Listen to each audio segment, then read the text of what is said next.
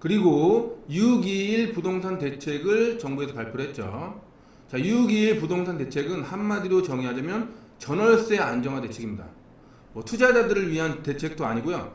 뭐 실거주자가 매수를 잘하기 위한 그런 대책도 아니에요. 그냥 전월세 안정화 대책이 대부분 포함되어 있다. 이렇게 보시면 돼요. 자, 그래서 6.21 부동산 대책을 한번 살펴보면요.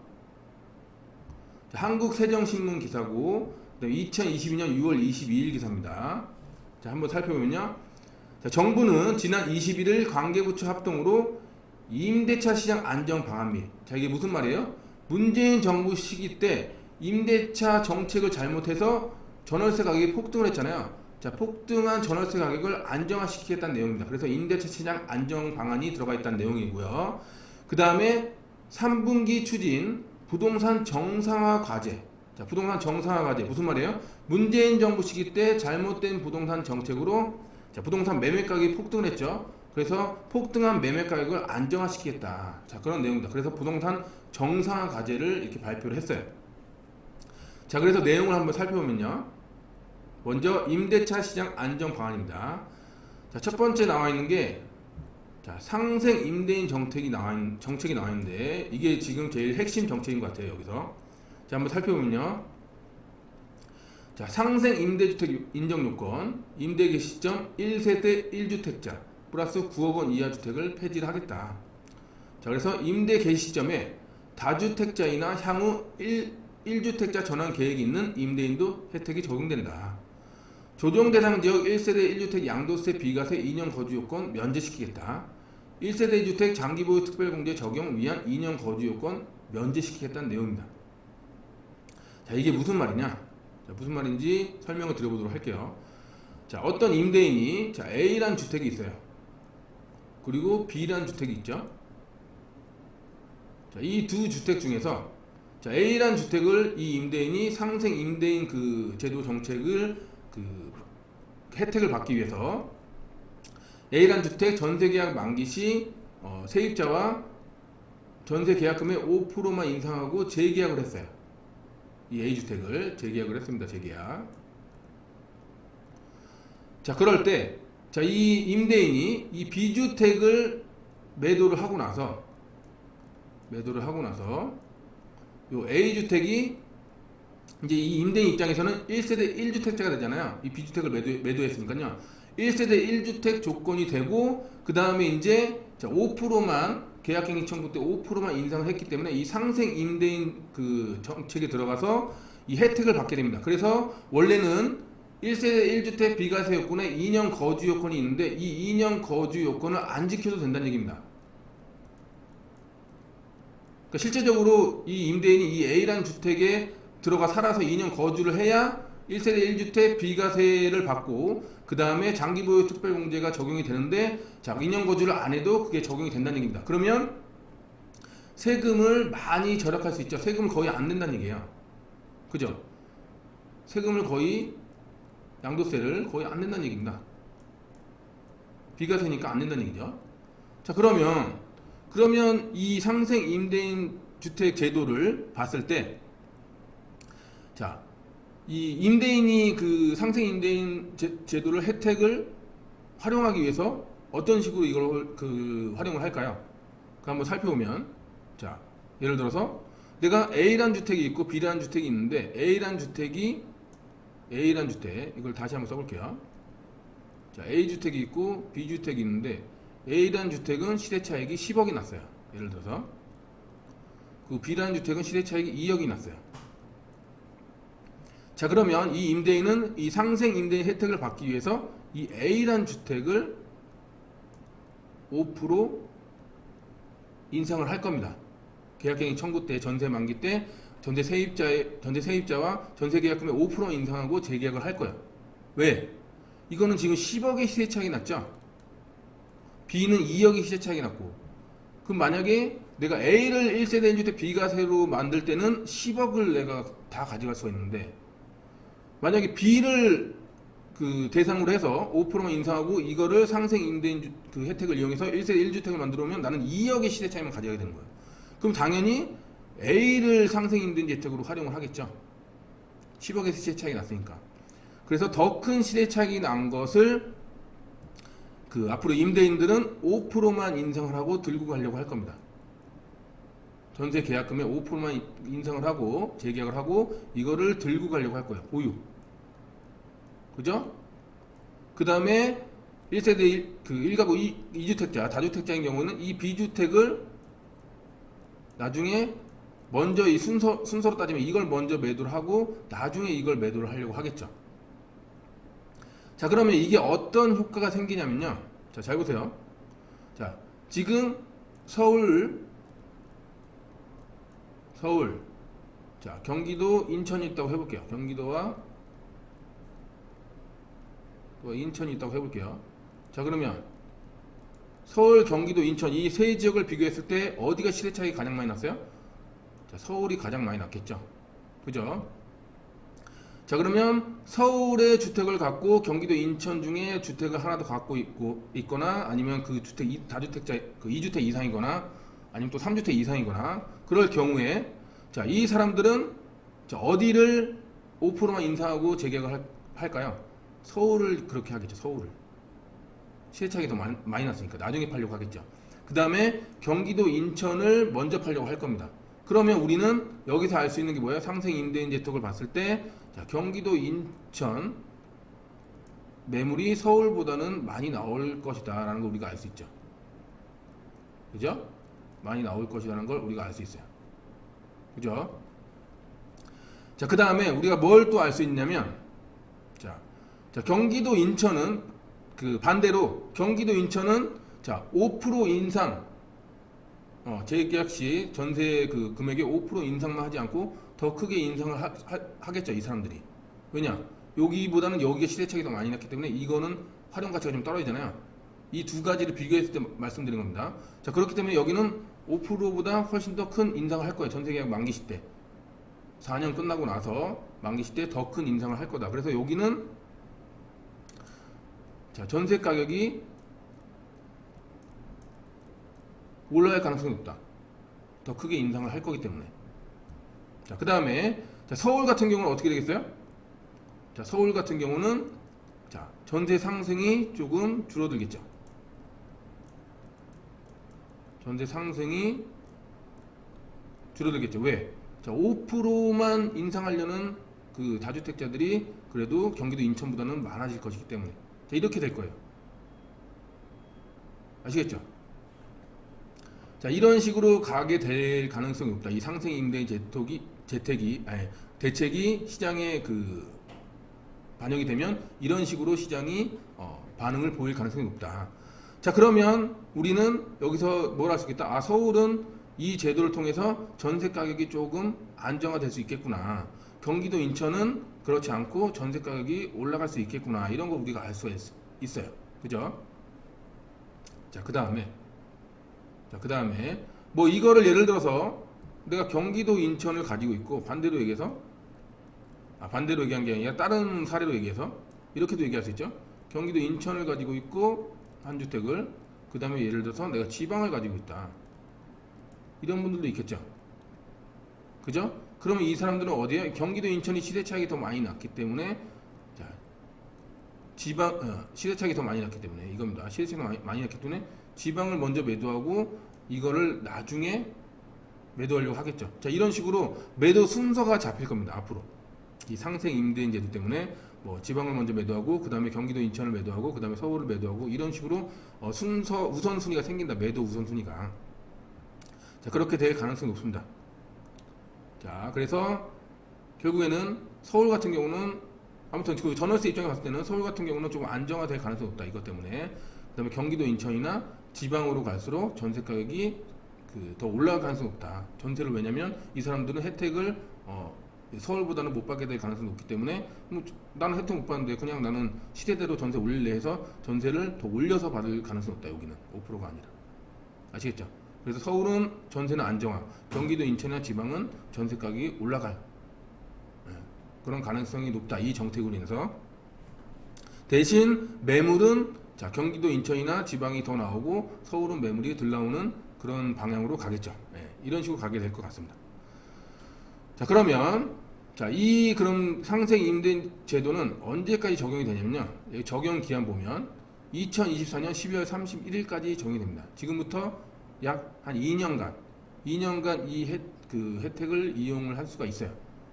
그래서 2년 동안 이 혜택을 잘 이용해라 라고 말씀을 드리고 싶습니다. 아시겠죠?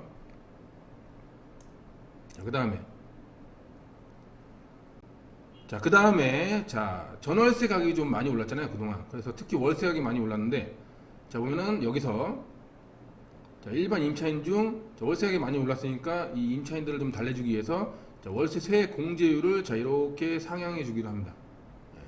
상향해 주기로 해요. 그 다음에 전월세 보증금 대출 원리금 상한액 소득공제 한도를 300만원에서 400만원으로 올려준다. 자, 이런 정책이 발표가 됩니다. 자, 이거는 이제 전월세 가격이 많이 올랐기 때문에 임차인들을 좀 달래주려고 하는 그런 정책이에요. 자, 그 다음 뭐가 있냐면, 민간 건설 임대 법인 추가과세 배제 요건 완화. 그래서 주택 가액 요건이 6억 원에서 9억 원 이하로 상향 조정시키겠다. 그래서 예전에는 6억 원 이하까지만 가능히 했는데, 그럼 6억 원 이하의 그 임대주택만 나올 거 아니에요, 그죠? 근데 그거를 9억 원 이하까지 늘려야겠다. 그러면은 9억 원 이하 주택까지 범위가 넓어지기 때문에 많은 임대주택이 나오겠죠. 자, 그런 그 임대주택을 많이 공급하려고 하는 그런 정책입니다, 이거는. 자, 그 다음에 민간 건설 임대 해가지고 개인인 경우에서 양도세 장기보유 특별공제 특례 연장 적용 기한 2024년 12월 30일까지 연장해주겠다. 그래서 장기보유 특별공제 특례를 연장해줘가지고 그 임대주택을 그럼 이 사람들이 더 오래 좀 보유하려고 할 거 아니야? 24년까지, 그죠? 그러면 그 임대 물량이 나오겠죠. 그래서 이 두 주택은 시장의 임대 물량을 늘리려고 하는 정책이다. 임대 물량을 늘리려고 하는 정책이다. 자, 그 다음에 이제 민간 건설 임대에서 법인 개인 해가지고 종부세 합산 배제 혜택 확대. 2021년 2월 17일 이전 임대 등록한 민간 건설 임대주택도 완화된 요건, 공시가 9원 이하 적용. 2021년 2월 17일 이전에 임대 등록했어도 2021년 2월 17일 이후 사용 승인 또는 사용 검사 확인증을 받은 경우 공공건설 임대주택과 같이 완화된 요건을 적용하겠다. 뭐 다 같은 내용입니다. 임대 물량을 늘리겠다는 얘기예요, 그죠? 그 다음에 저기 보면 공공매입임대 건설 목적 토지 양도자 양도세 법인 특례 연장 2024년 12월 31일까지 연장. 자, 이것도 이제 임대를 늘리겠다는 내용이고요. 자, 그 다음에 건축허가 미분양 주택에서 종부세 완화. 건축허가 대상도 사업계획 승인 대상 미분양 주택과 동일하게 거주 여부를 불문하고 세제 혜택 5년간 종부세 합산을 배제시켜 주겠다. 자, 이런 정책이 들어있어요.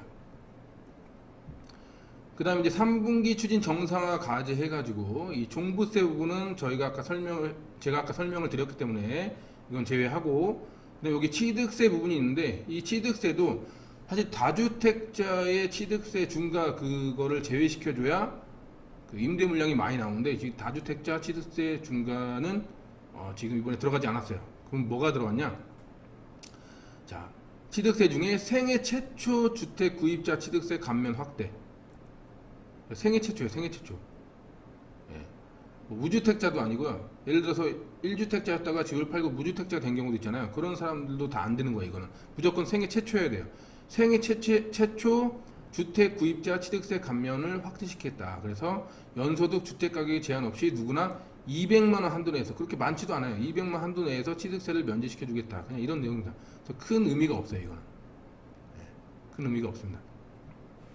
이런 정책들이 나와 있다. 자, 그리고 여기서 조금 빠진 그 정책들이 있는데요. 그거는 다음 기사에 한번 살펴보면, 추경호 상생 임대인 양도세 비과세 2년 거주 요건 완전 면제. 이거는 제가 방금 설명드린 거고요. 자, 한번 읽어보면, 임대료를 자발적으로 5% 이내로 인상하는 임대인, 즉 상생 임대인에게 1세대 1주택 양도세 비과세 및 장기보유 특별공제에 필요한 2년 거주 요건은 완전 면제, 계약갱신을 유도하겠다. 이건 제가 방금 말씀드린 거고요. 그 다음에 이제 갱신계약이 만료되는 서민 임차인에 대해서는 아무래도 그 새로운 시세로 전세나 월세를 받으려고 할 거 아니에요, 그 임대인들이.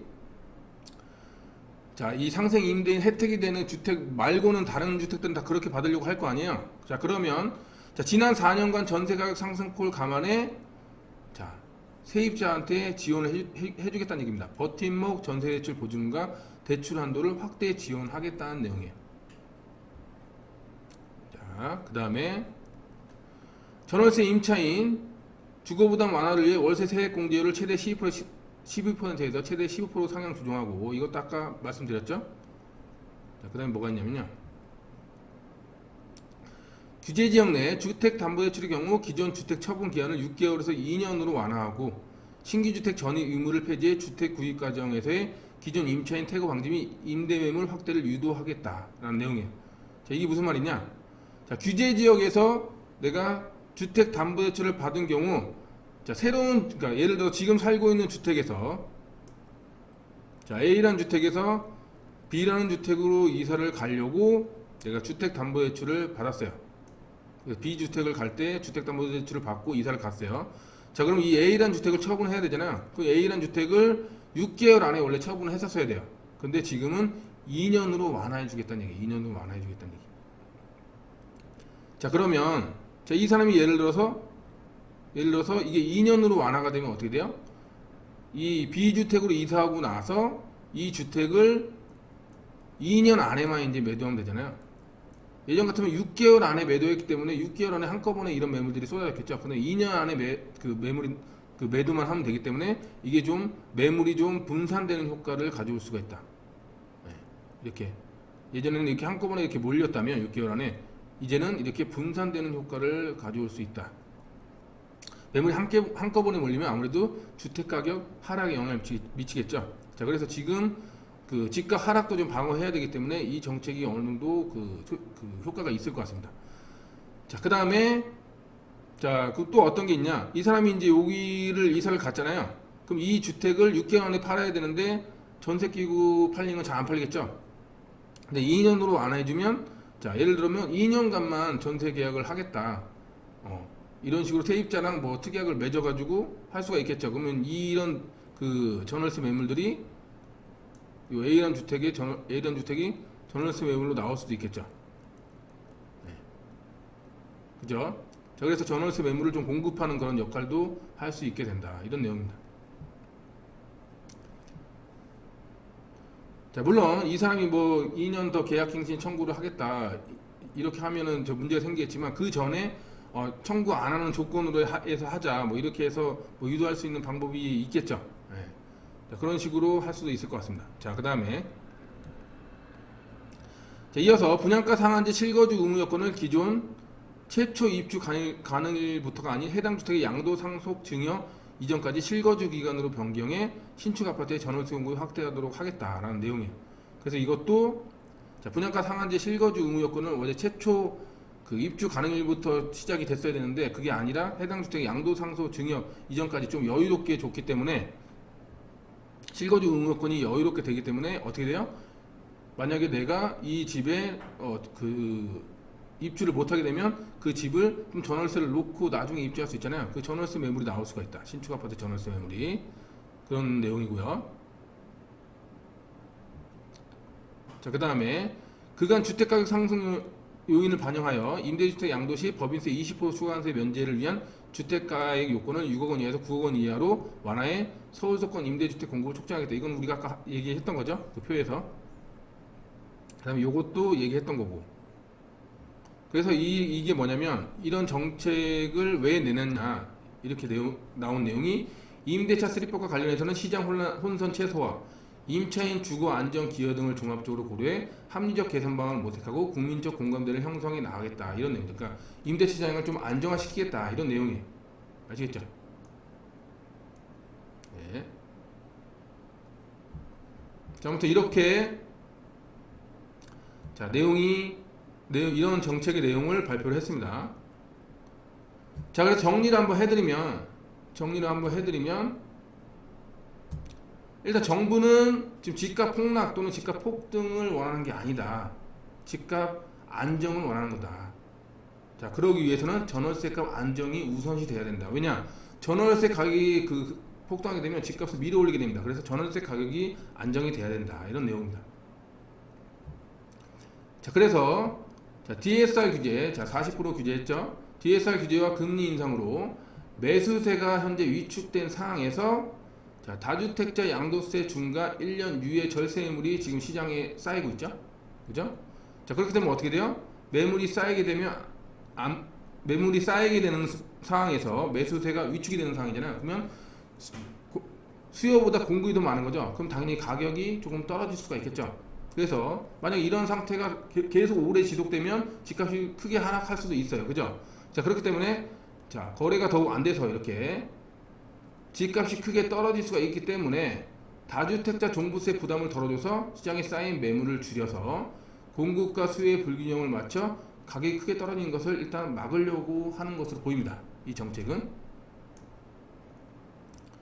그죠? 그러니까 지금은 그 문재인 정부에서는 집값이 폭등하는 것을 막으려고 계속 수요를 억제했는데 오히려 더 많이 폭등했고요. 지금은 이제 공급을 좀 많이 늘려가지고 가격을 좀 떨어뜨리려고 했는데 오히려 지금 먼저 가격이 떨어지는 그런 상황이 와버려서 정책이 나오기 전에 가격이 조금 조정되는 상황이 와버려서 정부 입장에서는 이 가격이 또 크게 떨어지는 건 또 막아야 되기 때문에 종부세 부담을 덜어줘서 다주택자의 그 매물이 좀 들어갈 수 있게 하려고 하는 것 같다라는 생각이 듭니다.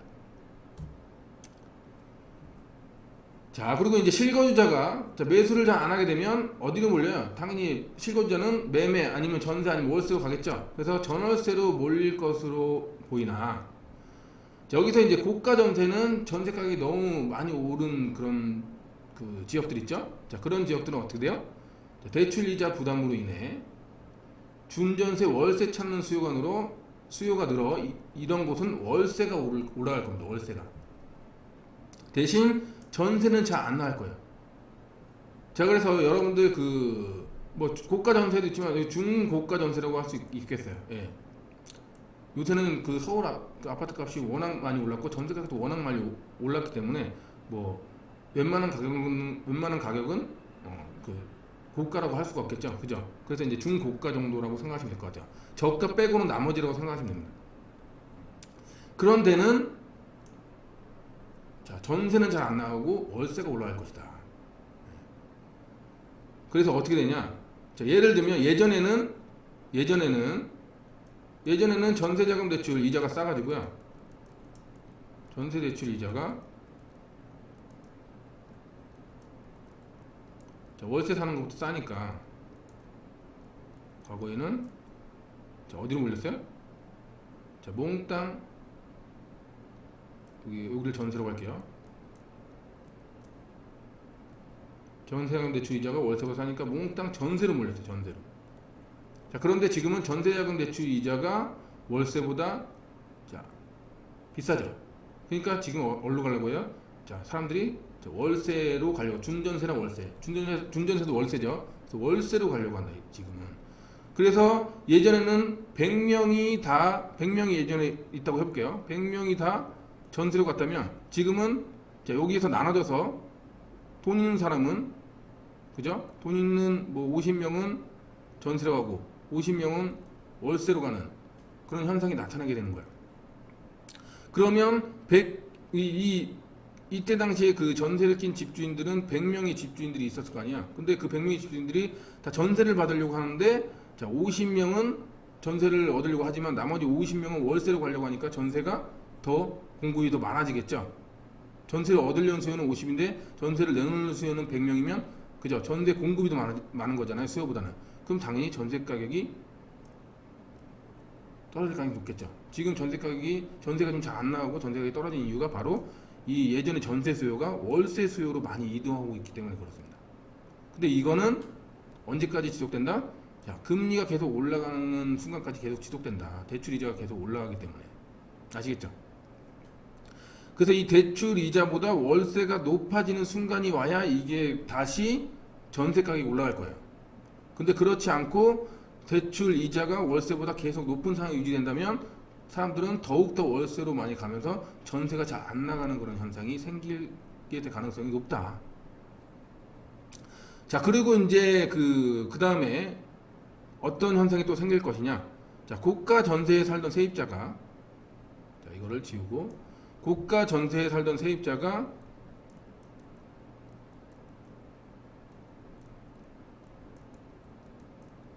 자, 어떤 식으로 그 이동을 하게 되냐면, 예를 들어서 예전에 이 사람이 3억에 살았는데 지금 이게 시세가 6억이 돼버린 거야.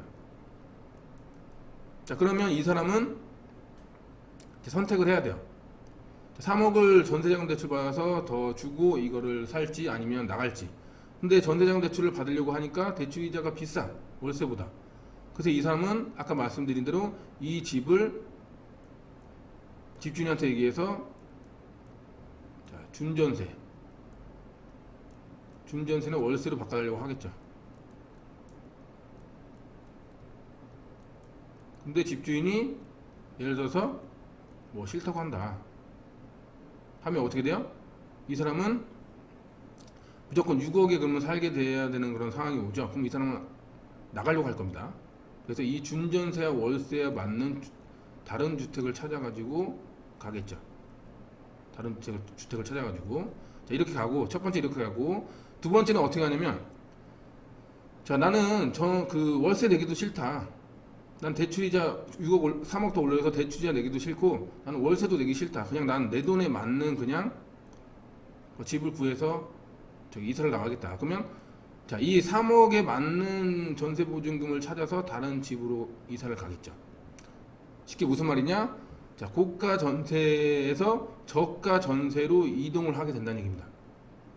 예를 들어서 서울 아파트는 6억이고 서울에 비슷한 평의 아파트는 6억이고 경기도에 비슷한 평의 아파트가 만약에 3억이라면 이 사람이 경기도에서 출퇴근이 가능하다면 이 3억을 들고 자기는 이 경기도로 갈 가능성이 없다는 거죠.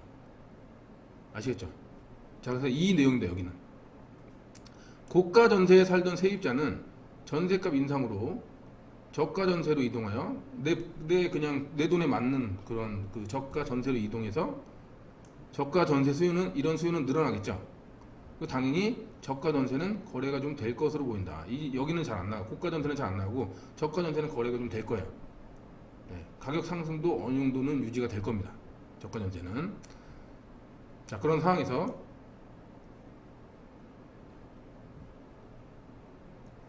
하지만 자, 문제는 뭐냐면 자, 이번 정책에서 6.21 부동산 대책에서 자, 전월세 공급 대책이 많이 나왔죠.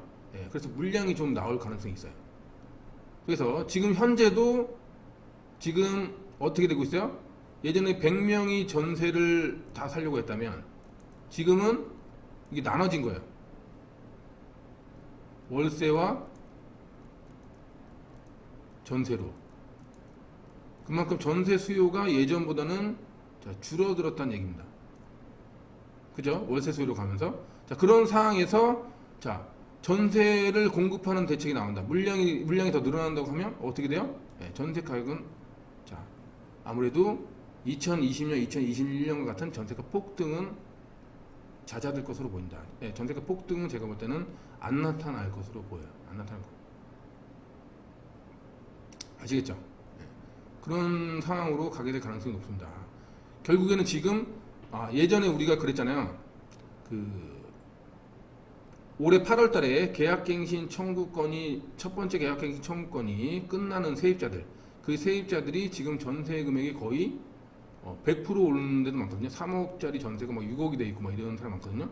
자, 그런 사람들이 3억을 올려주게 되면 그 사람들이 결국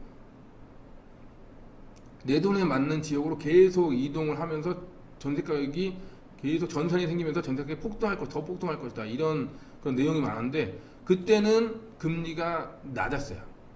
조건이 좀 달라요. 그때는 금리가 낮았고 전월세 물량도 아시다시피 임대차법 때문에 기존 전세 물량이 안 나오고 계속 공급이 안 됐어요. 하지만 이번에는 공급도 새로 나오는 그런 정책이 나왔고 대출 금리도 올라가는 상황이에요. 전세자금 대출 금리도. 자, 그렇기 때문에 그때랑 조건이 다르기 때문에 전세가 폭등은 제가 볼 때는 수요보다는 공급이 좀 많은 그런 상황으로 가서 폭등은 좀 잦아들 것으로 제가 볼 때는 보입니다. 아시겠죠? 네. 이런 식으로 흘러갈 가능성이 높다. 대신 이제 자, 전세가 폭등은 잦아들겠지만 뭐가 올라갈까요? 자, 월세가 지속적으로 올라갈 가능성이 높다. 월세가. 전세자금 대출 이자가 계속 올라가면서 월세가 계속 올라갈 가능성이 높다. 이렇게 될 것 같아요. 전세는 안정화, 전세는 안정, 월세는 계속 지속적인 상승, 이런 식으로 전월세 시장은 갈 가능성이 높다, 이렇게 보고 있습니다. 자, 그 다음에 이제 일부 매수자들은, 자, 일단 DSR 규제에서 내가 대출을 많이 못 받아서 못 가는 그런 실수요자들도 많이 있잖아요. 근데 DSR 규제에서 제외되는 게 있죠. 바로 6억 이하. 그래서 6억 이하 그 집으로 몰려서 6억 이하 주택 위주로 거래는 계속 될 것이다.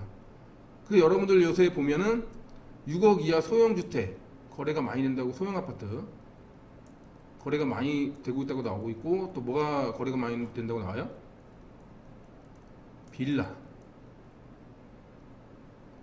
빌라 거래가 많이 된다고 나와요. 그 다음에 오피스텔 거래가 많이 된다고 나와요. 자, 이런 것들이 거래가 많이 된다는 건 무슨 말이에요? 지금 6억 이하 저가로 실수요자들이 몰리고 있다는 내용입니다.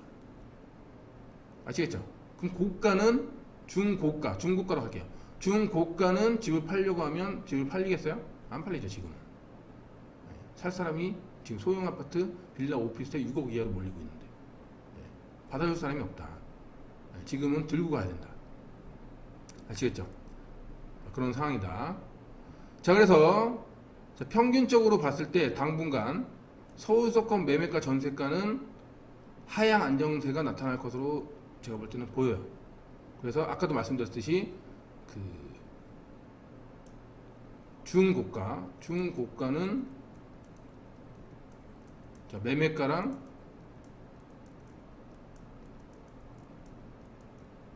전세가 이렇게 되고, 오히려 월세가 이렇게 올라가는 이런 현상이 될 가능성이 없고, 저가는, 자, 매매가는 6억이 될 때까지, 예를 들어서 뭐 3억짜리 이런 아파트 더, 그러니까 이 6억 이하에서 가격이 낮을수록 수요가 더 많을 거예요. 그래서 매매가는 점진적인 상승, 그 다음에 전세가도, 이게 저가 전세겠죠? 그죠? 여기도 전세가도 어느 정도는 상승. 그 다음에 이것도, 자, 월세는 이것보다는 크지 않겠지만 그래도 상승을 계속 할 가능성이 높다. 이런 식으로 갈 가능성이 높아요. 아시겠죠? 그럼 내가 지금 집 보유자 입장에서 봤을 때 나는 중고가 주택을 보유하고 있다 하는 분들은 요런 시장으로 가기 때문에 어떻게 해요? 내가 전세를 만약에 새로 놓으려고 하면 시세보다 좀 싸게 내놓으셔야 돼요. 그죠? 매매를 하려고 하면 잘 안 팔릴 겁니다. 그럼 내가 들고 가려고 할 생각이라면 전세를 싸게 내놓으셔야 된다. 아니면 월세를 보증금을 많이 내리고 월세를 많이 받아서 그런 식으로 세팅을 하고 더 들고 가셔야 돼요. 아시겠죠? 아니면 지금 싸게 팔 수밖에 없는 상황이 됩니다. 근데 잘 안 팔려요. 어차피 금융을 내놔도, 그죠? 그다음 내가 저가를 들고 있는 분들, 서울 수도권에서 저가 주택을 들고 있는 분들은, 자, 매매가가 꾸준히 올라가는 게 없고 거래가 좀 될 거예요. 이런 데는. 그 다음에 전세가도 어느 정도는 계속 올라가면서 받쳐줄 겁니다. 왜냐면 고가 전세에서 내려오는 그런 수요가 있기 때문에 밀려서. 그 다음에 월세도 여기 이제 고가 전세에서 내려오는 수요로 인해서 저가 전세 가격이 올라갈 거 아니에요. 그럼 저가 전세 가격이 올라갈수록 여기 전세 또 사는 세입자들은 전세 가격이 또 대출을 받아서 사는 사람도 있잖아요. 이 사람들도 대출 이자보다는 월세가 싸기 때문에 월세로 가는 그런 현상이 생기게 될 가능성이 매우 높다. 여기도 결국에는 전체적으로는 장기적으로 봤을 때는 이 상태가 장기적으로 가면 월세화 현상이 계속될 거예요. 전세가 월세로 가는 현상. 아시겠죠? 그리고 당분간은 이렇게 움직일 가능성이 높다는 얘기입니다. 그리고 이 전세가가 많이 올라가면 이게 월세가 올라가면서 전세가 다시 여기도 전세가 안 할 가능성이 높다. 지금은 나갈 수 있지만, 당분간은 나갈 수 있지만 장기적으로 봤을 때는 이것도 안 나갈 가능성이 있다. 월세가 올라가면서 대출 이자가 올라가고, 그 다음에 월세로 수요가 몰리면서 이 전세가 안 나갈 가능성이 높다. 이렇게 정리를 할 수가 있겠습니다. 아시겠죠? 그래서 거기에 맞게 여러분들이 집을 가지고 계신 분들은 그렇게 행동을 해야 될 것 같고, 네, 해당 주택이 어디에 해당하는지 봐서. 그 다음에 집을 내가 꼭 올해 안에 사야 된다는 분들은 될 수 있으면 6억 이하짜리로 사세요. 6억 이하짜리. 아시겠죠? 그 이상 되는 집들은 좀 조정될 가능성이 높습니다. 자, 만약에 지금 아까 제가 이 다주택자 양도세 중과, 그러니까 금리가 올라가는 상황에서, 자, 그 다음에 DSR 대출 규제가 계속 지속되는 상황에서 다주택자 양도세 중과가 나왔잖아요. 근데 여러분들 잘 보세요. 양도세 중과가 나왔는데, 중과 유예가 나왔는데, 중과가 나온 게 아니라 유예가 나왔는데, 이게 지금 1년짜리잖아요. 1년짜리. 그죠? 근데 예를 들어서 이거를 이게 집값 좀 안정화에 먹히네, 그래서 이거를 상시적으로 한다, 아예 폐지한다, 예를 들어서. 자, 이렇게 하면 어떻게 될까요, 여러분들? 자, 그때부터 집값 조정이 시작되는 겁니다. 서울 집값은. 이게 이명박 정부 때 미국발 금융위기가 와서, 2008년도에 미국발 금융위기가 와서 먼저 다주택자 양도세를 원래 다 폐지하기로 했는데, 시장 상황 봐서 하려고 다주택자 양도세 중과 유예 기간만 줬습니다. 처음에는 당분간만 하자, 이런 식으로 유예만 줘요. 자, 그러다가 이게 이제 집값이 좀 떨어지는 그런 매물이 시장에 나오면서 집값이 좀 떨어지는 역할을 하니까 그때부터 이거 폐지를 합니다. 폐지를 해요. 다주택자 양도세 중과를 폐지하는 그런 정책을 발표를 해요. 네, 그러면서 집값이 기존 주택의 매물이 나오면서, 왜냐면 노무현 정부 때 2005년부터 2007년까지 그때 당시에도 서울 수도권 집값이 어마어마하게 올랐거든요. 네, 그때 당시, 물론 그때 지금 훨씬 더 많이 절대 가격으로 따지면 훨씬 더 많이 올랐지만, 그때 당시에도 거의 집값의 뭐 2배, 3배 막 이렇게 올랐어요. 그러니까 그때도 시대 차익이 어마어마하게 났었죠. 그런 사람, 시대 차익이 어마어마하게 나는 상황에서 다주택자 양도세 중과를 하니까 집을 안 팔고 있던 사람들이 이명박 정부가 들어서면서 다주택자 양도세 중과 유예 기간을 주니까 매물이 그때부터 나오기 시작했어요. 왜냐? 그때는 금융위기까지 터진 상황이기 때문에 혹시나 집값이 떨어질까봐 이 사람들이 심리적으로 위축이 돼서, 자, 매물을 내놓기 시작합니다. 자, 그런데 그런 상황에서 매물이 나오면서 집값이 좀 안정이 되네. 그러니까 이명박 정부에서 이 다주택자 양도세 중과를 폐지를 하는 정책을 발표를 합니다. 자, 그때부터 어떻게 해요? 집값이 조정기에 들어선 거예요. 그래서 그때 당시에 서울 수도권 집값이 뭐 공급이 이렇게 많은 그런 상황은 아니었어요. 2008년도에 강남 쪽에서 입주 물량이 좀 많이 터져가지고 그랬지만, 결국에는 이제 시간이 지날수록 2009년, 10년, 11년 점점 입주 물량이 줄어드는 그런 상황이었는데도 불구하고 집값이 떨어졌거든요.